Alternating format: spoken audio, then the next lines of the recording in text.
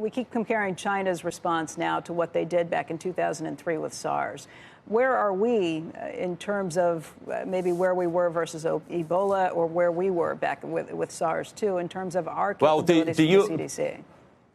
By the we, if we mean the United States, yes. Everyone in America should take a very big breath, slow down, and stop panicking and being hysterical. And we are having a little too much histrionics about this. Let's remember, we have fewer than 10 cases in the United States. There are concentrated in 4 states: California, Washington State, Arizona, and Illinois. That's it. Most importantly, there are people coming in from China. There's been no person-to-person transmission. And it's not everyone from China. I mean, there has been clear. Person-to-person transmission in other countries, because there are people who never traveled to China who have come down with it.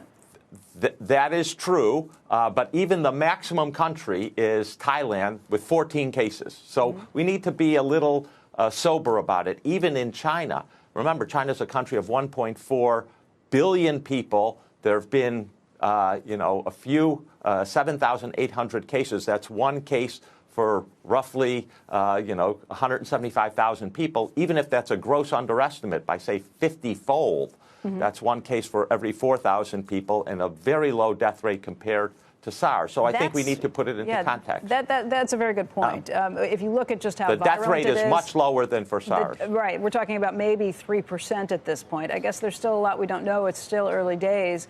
It's much more virulent. It's got as many cases as we saw in SARS over 18 months. So it's spread more rapidly, but a much lower mortality rate. I think you've put it really well. It seems to spread more easily, but it's not as virulent and not as deadly as SARS. And I think that's a very good thing. And I do think we've learned something about isolating people.